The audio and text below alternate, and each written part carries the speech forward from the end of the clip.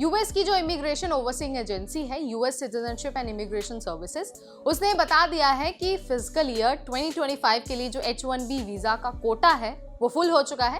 यानी कि रेगुलर कोटे से जो 65,000 H1B वीजा अलॉट किए जाने थे और एडवांस डिग्री के जो 20,000 वीजा अलॉट होने थे, उसके लिए NF पिटीशन आ चुके हैं। इसका मतलब है कि यूनाइटेड स्टेट्स 2025 में और H1B वीजा जारी नहीं करेगा। अगर आप रजिस्टर नहीं कर पाए और इस बार H1B वीजा से चूक गए हैं और आपके मन में ये सवाल आ रहा है कि यार अब आगे क्या करना चाहिए, तो इस सवाल के आंसर के साथ हम ये वीडियो लेकर आ गए हैं, क्योंकि अभी भी बहुत सारे ऑप्शन मौजूद हैं जो आप यूज कर सकते हैं। तो चलिए आपको सारे ऑप्शंस के बारे में यहीं पर बता देते हैं। नमस्कार, मैं हूं नेहा आपके साथ and you are watching NBT Tech Ed।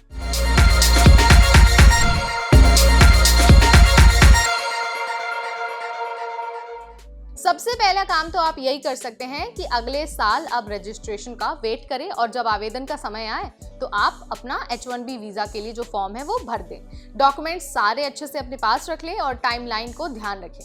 देखिए, अप्रैल में कैप स्टार्ट होता है और जब आपका सिलेक्शन हो जाता है तो आपको जानकारी दे दी जाती है। इसके अलावा आप F1 वीजा के लिए भी अप्लाई कर सकते हैं।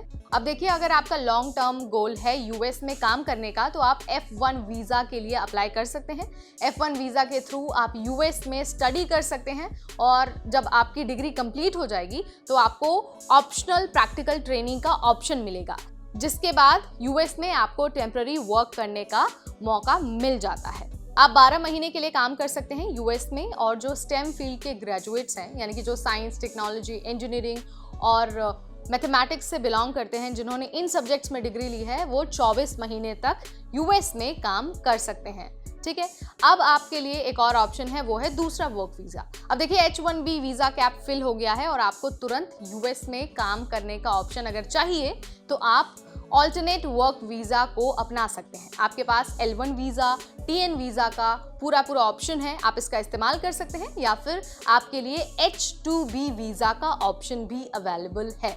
इसके अलावा आपके लिए एक और बेहतर ऑप्शन मौजूद है। अगर आप H1B वीजा के लिए सिलेक्ट नहीं होते हैं या फिर आप अप्लाई नहीं कर पाते हैं तो आप फैमिली बेस्ड इमिग्रेशन या फिर एम्प्लॉय बेस्ड ग्रीन कार्ड के प्रोसेस को भी अपना सकते हैं। तो ये कुछ ऐसे ऑप्शंस हैं जो आप H1B वीजा के जगह पर इस्तेमाल कर सकते हैं। अगर आपका H1B वीजा के लिए सिलेक्शन नहीं हुआ है या फिर आप इस बार रजिस्टर नहीं कर पाए हैं तो ये सारे ऑप्शन आपके लिए अवेलेबल हैं। आप इसके बारे में क्या सोचते हैं, आपके मन में क्या विचार है, कमेंट के जरिए मुझे जरूर बताइए। इस वीडियो में फिलहाल इतना ही। अगली बार फिर आएंगे नई जानकारी लेकर। तब तक मुझे यानी नेहा को दीजिए इजाजत। Keep watching NBT Tech Ed।